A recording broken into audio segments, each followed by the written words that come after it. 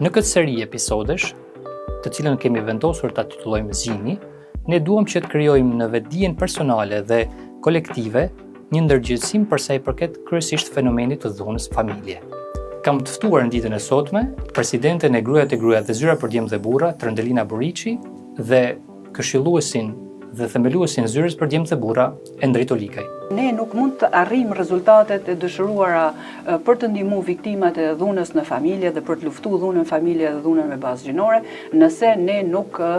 punojmë me dhunuesit. Po nuk trajtojmë shkakun, atëherë çdo punë tjetër mbetet e mangët edhe rezultati në fund ka me kenë po ashtu i mangët. Vetë koncepti që me punu me burra të dhunshëm është një sfidë në vete. Vendosme që tjetë një zyrë që ofron shërbim për kategori specifike, si që janë djemtë agresiv dhe burrat me sjellje dhunshme. Edhe kur kena fillu punën për trajtimin e viktimave të dhunës, pra për vetë gra që ishin në gjendje shumë të mjerueshme dhe në situata shumë emergjente, ne kena as sfida pafund, sepse çdo proces i ri ka sfidat e veta. Ka këndime madhe shumë patjetër që kena funksionuar në umbrellën e organizatës Gruajat e Gruaja që në atë kohë ka pas një impakt shumë të madh në qoftë komunitet, qoftë në institucionet partnere, dhe janë amortizuar sado këto vështirësitë e fillimit. Zgjimi është një prej fazave të procesit terapeutik të punës me burrat e dhunshëm, si pjesë e procesit të ciklit të dhunës. Në këtë fazë, burrat e dhunshëm, pasi kanë kryer aktin e tmerrshëm të dhunës ndaj familjarëve të tyre, vetëdijsohen, duke u zgjuar dhe duke kuptuar për tmerrin që kanë shkaktuar të tjerëve, por edhe vetes. Zyra për Djemë dhe Burra, bashkë me bashkëpunëtorët në terren, prej vitesh e njohin këtë fenomen dhe kanë punuar për të. Në këtë seri episodesh, të cilën kemi vendosur ta titullojmë Zgjimi, ne duam që të krijojmë në vetdijen personale dhe kolektive një ndërgjegjësim për sa i përket kryesisht fenomenit të dhunës familje. Kështu, ne duam të lëmë disa gjurmë duke përmendur historinë që Zyra për Djemë dhe Burra ka krijuar në qytetin e Shkodrës duke punuar për ndërgjegjësimin ndaj fenomenit të dhunës familje. Por kjo do vi në një qasje tjetër, si një introspeksion e treguar nga punojësit dhe stafi i Zyrës për Djemë dhe Burra ndër vite, për sa i përket sfidave që kanë ndeshur, vështirësive, historitë personale apo edhe ndjesitë e tyre se si kanë rritur këtë proces nga viti në vit deri në të sotme. Unë jam Suad Arilla dhe do jem moderatori këtyre episodeve. Kam të ftuar në ditën e sotme presidenten e Gruajat e Gruaja dhe Zyra për Djemë dhe Burra, Trëndelina Buriçi, dhe këshilluesin dhe themeluesin e Zyrës për Djemë dhe Burra, Endrit Olikaj. Trëndelina, kemi një histori të gjatë të Zyrës për Djemë dhe Burra, por a mund të kthehemi pas në kohë dhe na tregosh se si filloi apo si dolim pa nevoja për sa i përket punës me burrat e dhunshëm? Patjetër, së pari du me të falenderu për idenë e këtij podcasti dhe për gjithë këtë proces risjellje në kohë të kujtimeve të një pune shumë të madhe që i ka paraprije dhe që ka çuar në realizimin e Zyrës për Djemë dhe Burra dhe të gjithë kohës që vjen mbrapa krijimit të Zyrës për Djemë dhe Burra. Nëse punon për një kohë të gjatë me fenomenin e dhunës familje dhe me viktimat e dhunës, që janë gratë, vajzat, por edhe fëmijët, patjetër që kupton se sado që ti vish në ndihmë nëpërmjet të gjitha formave, qoftë këshillimit psikologjik, juridik, fuqizimit ekonomik, pra çdo gjë që ti bën për këto viktima, puna jote nuk është e mjaftueshme. Sepse ti nuk ke luftu dhe nuk ke punu me shkakun kryesor të dhunës në familje, por edhe të dhunës me bazë gjinore, që është dhunuesi. Për këtë gjë ti bëhesh e ndërgjegjshme me kalimin e viteve, por kuptohet që për ta filluar punën për trajtimin e burrave të dhunshëm, duhet edhe një sër rrethanash të tjera, duke filluar nga konteksti i përgjithshëm social, ekonomik, ligjor, të cilat duhet bëhen në një moment të caktuar gjitha bashkë në mënyrë që ti të fillosh këtë punë. Ideja si ide ekzistonte që në vitet e larta të 2010 ekzistonte ideja që ne nuk mund të arrijmë rezultatet e dëshiruara për të ndihmuar viktimat e dhunës në familje dhe për të luftuar dhunën në familje dhe dhunën me bazë gjinore, nëse ne nuk punojmë me dhunuesit. Por, pikërisht ndodhi një bashkim i këtyre rrethanave në vitin 2010, ku tashmë kishim një ligj për dhunën në marrëdhëniet familjare, në të cilat sankcionohej trajtimi i dhunuesve nga qendra të specializuara, ku puna që ishte bërë me komunitetin për sensibilizimin e komunitetit dhe shumë shtresave dhe institucioneve për të luftuar dhunën në familje dhe dhunën me bazë gjinore, kishte pra një kohë shumë të gjatë që po realizohej, ku duhet të kesh edhe rrethana të tjera të favorshme, sikurse janë edhe donatorët, të cilët të ndihmojnë për të vënë në jetë idetë dhe qëllimet e tuaja. Në këtë vit, pra ndodhi një bashkim i këtyre rrethanave dhe ne arritëm të realizojmë idenë fillestare, sepse ky proces ka shumë hapa, ku filluam të përfshijm djemt, psikolog fillimisht, në aktivitetet që realizonte organizata Gruaja e Gruaja në komunitet. Dhe bëhet fjalë jo vetëm për Shkodrën, por edhe për zona të tjera, sidomos rurale, sikurse është Malësia e Madhe, për shembull. Dhe ishte një gjë shumë interesante dhe ngaherë ishte edhe diçka e çuditshme, kur në takimet tona me gra, vajza, nxënës të shkollave, ku ishin mësuar pa vetëm përfaqësues vajza të cilët informonin edhe sensibilizonin për këtë fenomen, pra punonin me anë të workshopeve, trajnimeve, për krahaton shfaqeshin edhe djemt, të cilët tregonin me praninë e tyre dhe me atë çka ata tregonin dhe thonin gjatë aktiviteteve, se ishin duke qëndruar për krah grave në luftën kundër dhunës në familje. Ky ishte fillimi, që ndiqet nga hapa të tjerë, të cilët kanë bënë qoftë me prezantimin e kësaj pune në institucione, por megjithatë me përgatitjen e një stafi, domethënë një përgatitje të mirëfillt me një specializim të mirëfillt profesional të djemve për të punuar me burrat e dhunshëm. Endrit u përfshive në idenë e punës me burrat e dhunshëm. A mund na tregosh fillimisht njësitë tuaja të para dhe pastaj si ti avancove hap pas hapi? Sot falenderoj edhe unë për iniciativën. Ne ka vite që punojmë intensivisht, por kur nuk s'kena kthy vëmendjen nga procesi se si ka evolu komplet shërbimi jonë, se kena mbrit deri në ditë ku po shohim edhe rezultatet e punës që kena bë. Unë faktikisht përfshimja parë ka qenë një ftesë prej organizatës Gruaja e Gruaja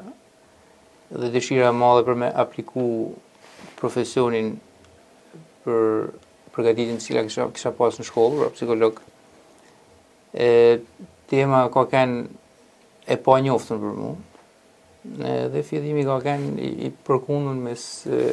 hezitimit, kurreshtjes, kështu që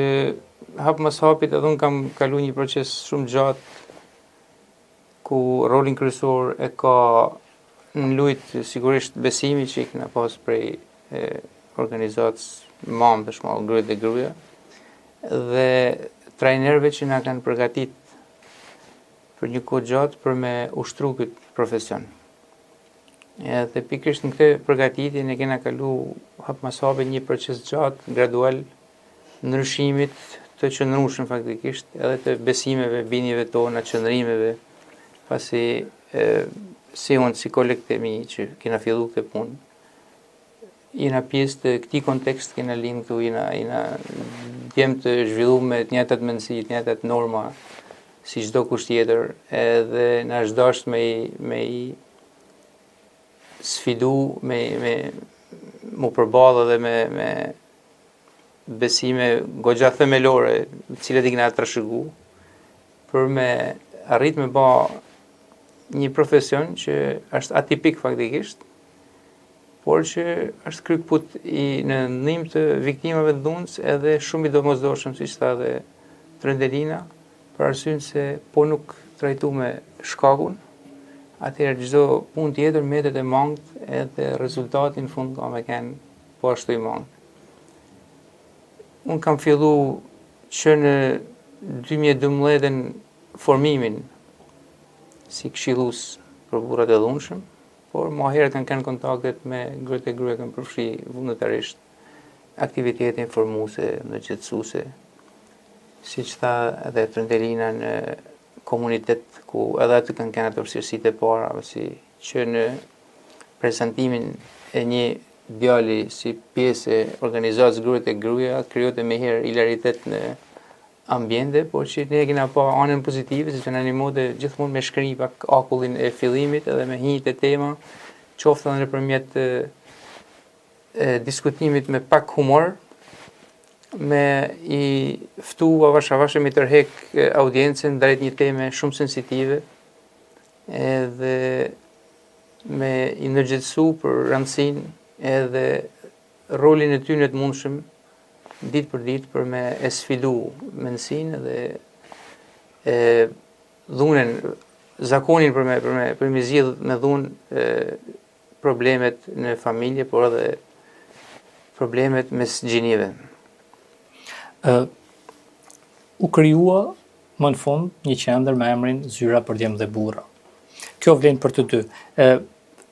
Çfarë ishin sfidat e para, qoftë administrative, qoftë kontakteve, qoftë edhe të zhvillimeve konkrete të para në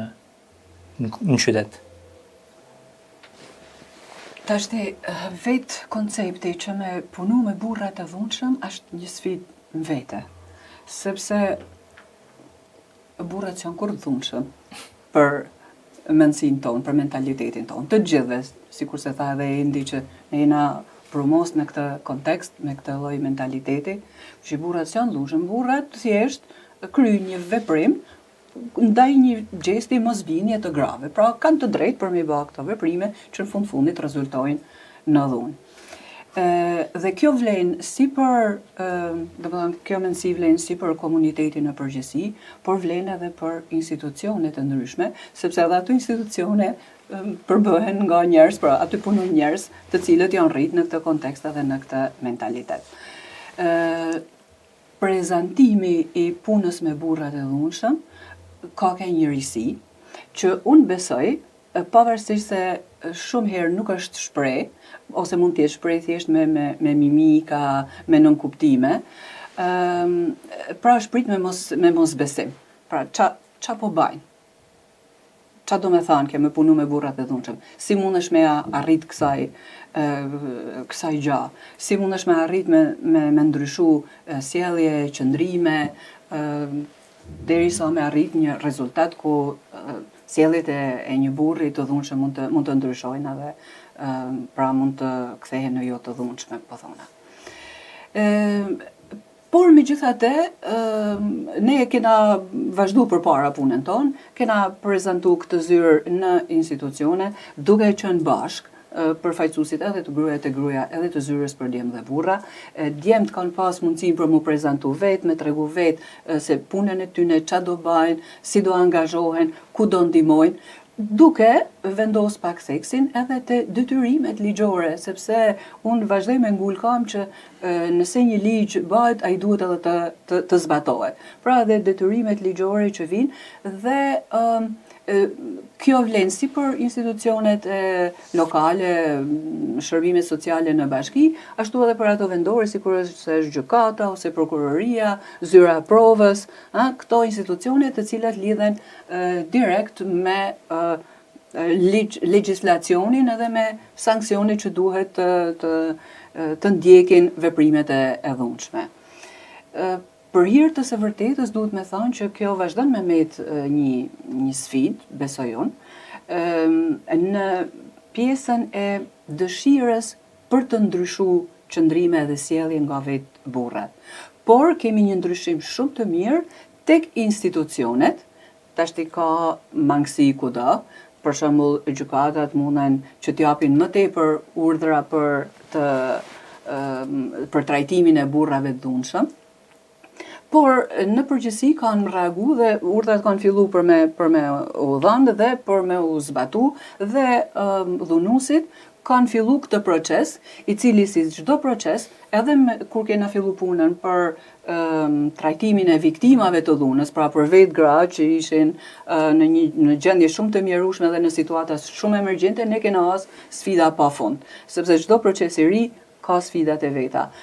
Aq më tepër një proces që shkon pak edhe kundër mentalitetit, edhe kundër mendësive, pra është një gjë krejt e re, edhe duket edhe pak si futuriste, domethënë nuk jena hala këto, domethënë. Kështu që këto kanë ato sfidat e para edhe ndoshta kena pas edhe në i batut shoqëruese nga përfaqësues të institucioneve, domethënë, kjo është zyra për burrat e dhunshëm, të burrat që dhunohen, për shembull. Pra e kanë ngatruar fije me qëllim pa qëllim prej mosdijes ose prej dëshirës për me bë humor, por kushdo që ka reagime të tilla, unë mendoj që është i mirëpritur te zyra për djemtë dhe burra. Endrit ka një histori shumë bukur që ti na ke thënë shpesh, se si dolët tek emri i organizohet qendrës. Sa mund na rikujtosh bashkë me ato qëndrimet tuaja, po edhe me sfidat me institucione tjera? Ishte një gjë ishte taksative në fillim, që ne nuk mund të delnim me shërbimin ton, me u prezantu si organizata Gruaja e Gruaja, pasi që aty do të ishte një barrierë për me ftu djemtë edhe burrat e komunitetit në shërbim. Prandaj po mendoshim me gjithë trajnerin ton edhe me kolegun Fisnik Thorja, që është ndër pionerët e këtij shërbim, që me gjetë një emër për shërbimin që mahet mend, një emër që ka kuptim, që jep mesazhin e shërbimit që bëjmë, por mbi gjitha që të merret pak seriozisht, pasi përfaqëson një temë që si thamë, një shërbim që nuk është i përgjithshëm edhe i njoftun, edhe patjetër që kishte vështirësi për me u prezantu. Atëherë gjatë mendimeve e diskutimeve të gjata, që ajo pjesë e identitetit fakt të shërbimit tonë, pra me hime detaje me diskutuar me e vendos bashkërisht se si do ta zhvillojmë këtë procesin. Ishte me u asociu me një gjatë zyrtare. Pra, unë e kisha të bindur që duhet me kenë zyrë, emri zyrë, sepse në mendsinë tonë jena serioz vetëm kur trokasim ndërtyrët e zyrave të administratës ose zyrave të institucioneve, aty gjejmë përgjigjen, aty presim zgjidhjet etj. Edhe vendosme që tjetë një zyrë që ofron shërbim për kategori specifike, siç janë djemtë agresiv dhe burrat me sjellje ndhunshme. Gjithmonë tu bazu te ligji që ishte aprovu në atë kohë, që krahas dënimit penal, burrat e dhunshëm për veprat e tyre të marrin edhe shërbim rehabilitimit. Ideja duket sikur ngjithi, krijuam edhe një logo cilën e mohem ende, edhe me atë u prezantume një mënyrë natyrale me institucionet partnere, bashki, gjykatë, sidomos shërbim provet, spital, polici, dhe me gjithë punën tonë të madhe, ka një partner që me humor nga herë në ngacmon dhe thëtë zyra burrat e burrat për analogjinë e organizacionit e gruaja. Por që dhe kjo nga ka një mu me u majtë me vu kontakte, ka kanë një me madhe shumë pa tjetër që kena funksionu në umbrellën e organizatës Gruaja e Gruaja, që në atë kohë ka pas një impact shumë të madh në qoftë komunitet, qoftë në institucionet partnere, dhe janë amortizuar sado këto vështirësitë e fillimit. Endrit për ta vazhduar edhe një herë bashkë. Ti kanë koordinator i zyrës për djemtë dhe burra për shumë vite dhe si thosh kanë personi i parë që është dashur me trokit derë që me e prezantu shërbimin, me kriju kontaktin e parë, me tregu se për çfarë bëhet fjalë. Si e gjendi këtë? Mundesh më na ndodh pak eksperiencë personale se si e gjendi këtë pozitë? Jo vetëm pozitën e koordinatorit, por edhe këtyn trokicit, këtë dëshament. Kur kena bë formimin për këshillues, kena marrë temi edhe detyrat e përgjegjësitë, nuk e perceposhim shumë problem. Dhe sado që supervizori stafi i KTG-s u mundoshim me na ul me gam tokë, na kanë edhe unë dhe fisniku shumë partizan që do futena në komunitet dhe do bëjmë punë të mira shumë shpejt. U përballë me herë me realitet tjetër,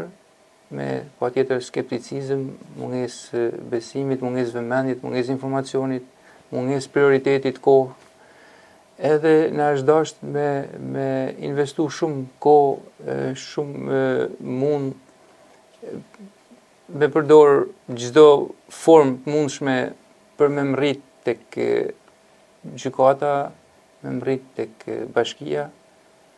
Patjetër që ka kanë ndihmë dhe e rikthej edhe herë në vëmendje kontributin e organizatës, Gruaja e Gruaja dhe specialistëve që ka pas ndër vite, marrëdhënieve dhe rrjetit tyne. Por tema ishte shumë e re, ligji është gjithashtu ishte i ri, nuk ishte përkthyer marr hala nga specialistët, nga gjykatësit, dhe është dashur me bë takimet një pas njëshme, me fut edhe mik në thojza, me shfrytëzu marrëdhëniet ndërpersonale për me mrit të institucioni, për me u bë prezent, me prezantu atë ofertën tonë, me prezantu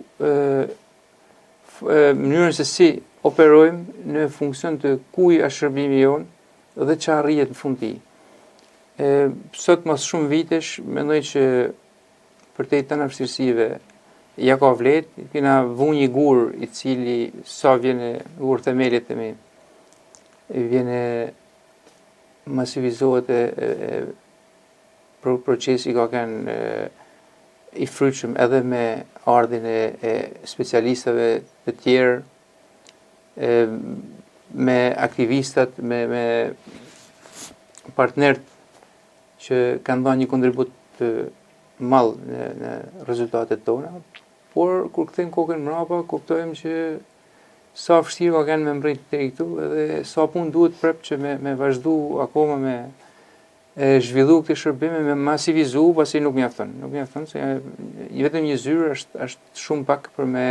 ju përgjigj nevojës që çdo djalë, çdo burr ka në kontekstin tonë për me menu konform, le të themi, të drejtave edhe të varzave të grave. Sidoqoftë që nga viti 2010, po thojmë, kena një ide për sa i përket zyrës për djemë dhe burra dhe për 11 vitesh ajo ekziston tashmë dhe sfidat janë edhe financiare, edhe si thush në aspektin e projekteve. Trëndërina besoj se ka një dorë këtu që ka qenë nevojshme bëjë disa ndryshime nga vit në vit për me ndajt në kam, si me thënë kjo ide. A mund na tregosh pak për këtë proces? Tashti ne thame që ky është një proces në vete, puna me burrat e dhunshëm, krijimi i zyrës, edhe vazhdimësia e punës. Gruaja e Gruaja bashkë me zyrën për djemë dhe burra, dhe këtu unë du me përcaktu që në zyra për djemë dhe burra tashmë e ka kriju një profil të vetin edhe një qëndrueshmëri të vete, por gjithmonë ne kena mendu si një proces ku do të shkojmë bashkë. Edhe Gruaja e Gruaja dhe zyra për djemë dhe burra, duke rrit edhe besueshmërinë të institucionet, duke marrë edhe nga njëna tjetra dhe duke i dhënë njëna tjetrës. Nëse në fillim është shfrytzu reputacioni që ka pas Gruaja e Gruaja, pastaj zyra për djemë dhe burra ka kriju profilin e vet, sikur se e thash, me besueshmërinë e vet, dhe pastaj kanë funksionu në mënyrë reciproke shumë mirë me njëra tjetrën. Por vetëm puna pra me djemtë dhe burrat e dhunshëm, djemtë agresiv, burrat e dhunshëm, nuk është se ka kanë prioriteti vetëm i zyrës për djemë dhe burra. Këtu është dashur me ideu edhe disa, po thona ne, strategji, plane, duke përfshi edhe shumë aktivitete tjera dhe aktor tjerë, po tjetër, Por fillimisht duheshin planifiku aktivitete të ndryshme dhe pastaj të përfshiheshin me aktorë që më janë institucione, komuniteti, etj. etj. Kështu që normalisht që çdo punë, qoftë ajo me viktima, qoftë ajo me dhunusit, duhet paraprihet nga procesi i informimit, i sensibilizimit të komunitetit, të institucioneve, me anë të aktiviteteve të larmishme. Por ne kena ndjek edhe një strategji të favorshme, duke e pa në këndvështrimin pozitiv, pra që burrat nuk i kena godit ose targetu ti e dhunusi, por i kena targetu edhe në mënyrë të tillë që ti mundesh me ndryshu, dhe po përmendi këtu që mandena ju mund ta zhvilloni edhe pak më gjatë, fushatën që burrat dinë me dashur. Pra, nëse ti man këtë qasje pozitive, ka më shumë gjasa që të arrish në mendësi, në thelbin të çdo djali edhe të çdo burri, për t'i thënë vetës që unë mundem me ndryshu, unë mundem me pas sjellje pozitive, unë mundem as me kenë dhunus, pra në këtë mënyrë. Kjo është ajo, por kuptohej që është dashur me bërë një punë të madhe me institucione që me i pas për krah partnere, por edhe me donatorët të cilët janë shumë të rëndësishëm për punën tonë. Unë nuk mundem me ndaj pa përmend Yamane, i cili ishte përkrahësi i parë i ideve tona për punën me dhunusit dhe për çdo aktivitet që ne kena ideu dhe planifiku e kena pas përkrahjen morale, por edhe materiale me anë të buxhetit dhe projekteve të ndryshme dhe vazhdojmë t'i kemi, bile zyra për djem dhe burra ka tashma projekte të veçanta për te, nëse në fillim ishim të inkuadrum tek projektet e organizatës, Gruajat e Gruaja, tashma ka projektet e veta, por ndërkohë kena ndjek edhe pjesën e sensibilizimit të donatorëve të tjerë, për rëndësinë që ka puna me dhunusin, dhe sidomos të atyre donatorëve që financojnë në punën me viktimat dhe ndihmën, mbështetjen, fuqizimin e viktimave dhe të grave. Përveç Yamaneut, pastaj financimi i punës me burrat e dhunshëm është përqafuar edhe nga donatorë të tjerë, edhe këtu mund të përmend AVEN, rrjetin e fuqizimit të gruas në Shqipëri, që ka shumë vite që financon punën me burrat e dhunshëm si një pjesë e projektit që Gruajat e Gruaja ka. Donatorë gjithmonë janë një pjesë shumë e rëndësishme, kështu që edhe i falenderojmë kështu publikisht. Por ti e përmende shumë mirë që një ndër zhvillimet më pozitive që ne kemi bërë gjatë viteve ka qenë aktiviteti Burrat dinë me dashur. Ky podcast është në kuadër të këtij aktiviteti dhe unë për herë të parë jam aktivizuar tek Zyra për djem dhe burra në kuadër të një aktiviteti që ka qenë Burrat dinë me dashur sezoni i parë. Me poezi dhe me që jemi në kuadër të 16 ditëve të aktivizmit, në fakt unë prap kujtoj ato historitë e para apo ndarjet e para që kemi pas për sa i përket këtyre aktiviteteve. Endri ti ke prap një histori shumë specifike për këtë. Po, në fillim pra edhe mënyra se si kena konceptuar aktivitetet, sidomos gjatë ditëve të aktivizmit, ka evolu. Në fillim kishim konceptin me dalë në rrugë dhe me ndërgjitësu sa më shumë me ba zhurmë, me ba njerëzit që me kthy kryt nga tema të cilin përfaqësosim. Por nga ana tjetër kishim këtë dilemen e madhe sepse më identifiku me një temë që si ishte shumë e pranume na frenote pak, edhe që nuk kena saju një aktivitet i parë me fisnikun. Do të me dalë me një grup malë djemsh 3 në një parakalim të pedonalja të qytetit. Mirë, por nuk e kishim atë kurajun me dalë me lexu mesazhet që doshim me transmetu lirshëm, edhe na lini ideja me gjetë një formë pak të kamuflume, përdor me mantela të zi edhe maska pa fytyrë, që edhe me mshe vetën, po edhe me dha një mesazh që dhuna nuk ka fytyrë, secili prej nesh mund me kenë edhe dhunus, mund me ushtru, me damtu njerëzit e vet për çështje gjinore. Dhe kjo duket sikur funksionoi, megjithatë gjatë nga gjysa rrugës ne u trimnuam dhe I hoqëm atë, filluam me I dhanë mesazhet e me komuniku direkt pa këtë barrierën e maskës me njerëzit, pa me kur filluam me pa dhe interes, kur filluam me ndërvepru me njerëz,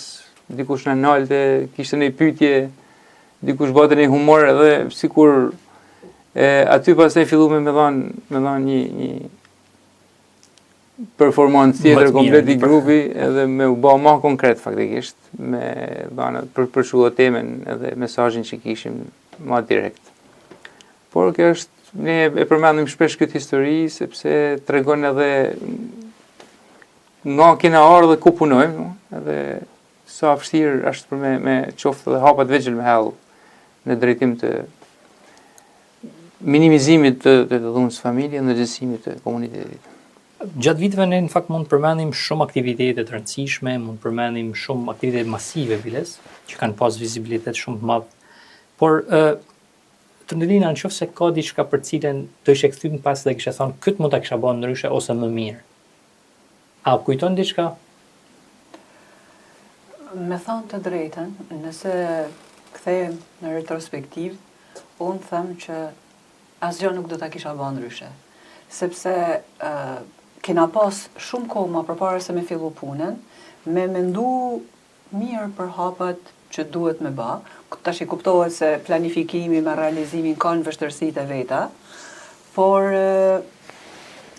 nëse ti nisesh nga nevojat e komunitetit, nga nevojat e grave dhe të vajzave të dhunume, nga nevojat edhe vetë të dhunuesve, sepse edhe ato ka nevojat e tyne, fundit edhe ata janë në një farë mënyre viktima, po thona. Unë them që kështu do të kishim vepru, sepse kena vepru me hapat matun, duke matë mirë forcën tonë, por edhe terrenin ku veprojmë. Kështu që na është duk mjaft efektive që burrat edhe djemt të fillojnë të përfshihen dal nga dal, deri sa të mrrim tu ku arritëm tek zyra për djemt dhe burra. Unë kam shumë qejf me përdor këtë shprehjen që ti kur fillon një punë të re, është sikur ti hedh një farë në tokë, edhe ti do të përkujdesesh për te derisa arrin që të filloj edhe të bulzoj një gjethe, një deg, edhe ajo fillon e rritet. Që don shumë kohë, durim, përkushtim, edhe kështu ka kanë edhe me punën me burrat. Pra ne kena hedh një farë qysh në 2010, që është një proces I thonë pune, përkushtimi, aktiviteti nga gjithë antarët e stafit tonë, dhe që ka arrit pastaj në këtë pemen edhe në këtë frutin e mirë që është zyra për djemt dhe burra. Tham që nuk do, unë personalisht, por edhe në emër të organizatës, tham që nuk do kishim ba asgjë ndryshe, sepse vetë pozicionimi aktual I zyrës për djemt dhe burra tregon që ka pas një bazë të qëndrueshme dhe hapa të sigurt të hedhun derisa kena arrit deri këto. Është fiks ajo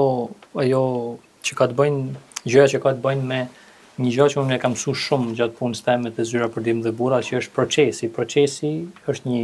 nevojë që secili të fillojë nga fillimi deri në fund dhe të rritet aq sa është e mundur. Unë besoj se ky është një arritje. Besoj procesi është edhe ky diskutimi ynë. Besoj procesi është edhe vetë podcasti si forme e transmetimit me personat e tjerë që do ta shohin vazhdimsi. Por e ndrit për ta mbyllur së bashku, a ka pas një moment gjatë punës tënde tek zyra për djemt dhe burra kur ti e ke kuptuar që me të vërtet puna jote në vite ka pas një impakt, pra ka pas një zhvillim konkret, ka pas një ndryshim konkret. Patjetër. Ti e ke pa këtë? Momentet janë shumëta. Është vështirë ndoshta me veçuar në disa plane, janë plan e themi individual, janë plan të shërbimit, këshillimit, pra kur merr një njësi nga një qym klienta, burrat edhe djem që vinë edhe marrin shërbimin ose kryejnë procesin e rehabilitimit të zyra jonë, por gjithashtu edhe kontributi në sistem. Specialistët tonë janë shumë aktive dhe janë prezent kudo në rang kombëtar, në përmirësimin e ligjit, në sugjerime, në miratime,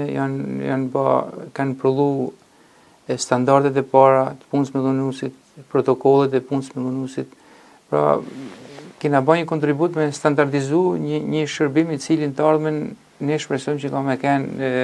thelbësor në rehabilitimin e dhunuesve dhe në minimizimin sa më shumë të dhunës në familje dhe dhunës me bazë gjinore. Këto janë patjetër marrëdhënia me partnerët, rastet që referohen, rezultatet e individëve që marrin shërbim, këshillimet që nuk kanë relaps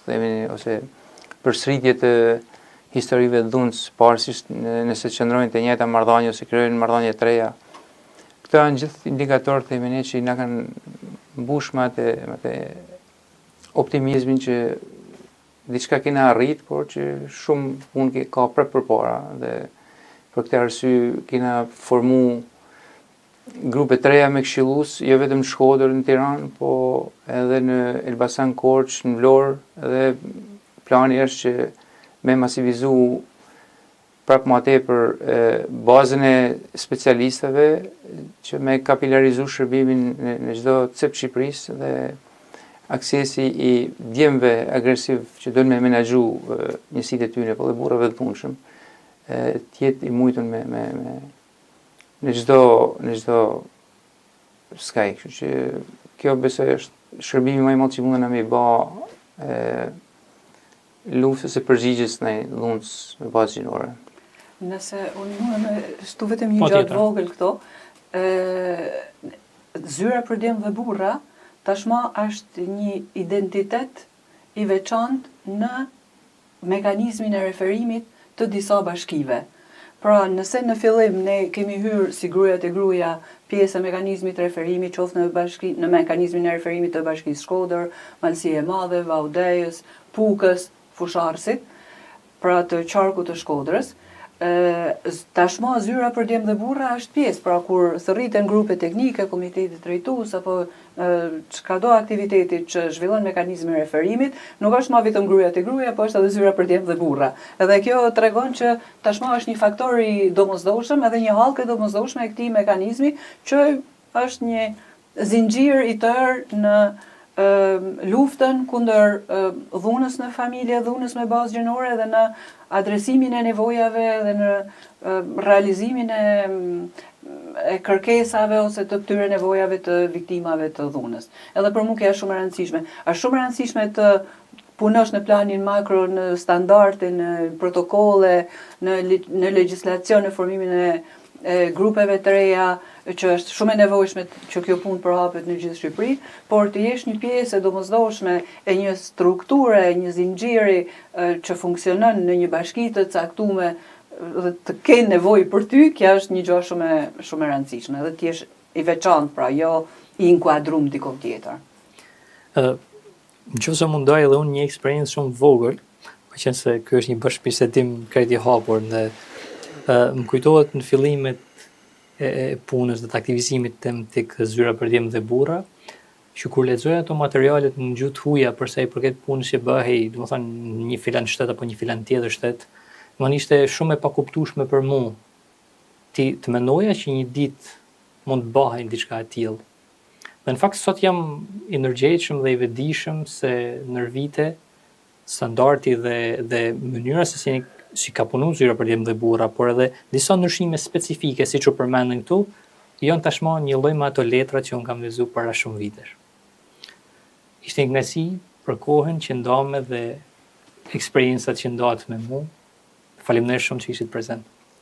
Kënaqësia është e jemja me punu bashkë. Pikësporit edhe që t'jena këtu edhe transmetojmë diçka, jo vetëm për njëri tjetrin që u rikthyem edhe kujtum shumë gjana, por edhe dikush tjetër do mësoj edhe do shoh se si kjo punë ka filluar, vazhdon edhe do të vazhdojnë. Derisa të kena fuqi, besoj. Shumë faleminderit, sukses edhe në episodet tjera.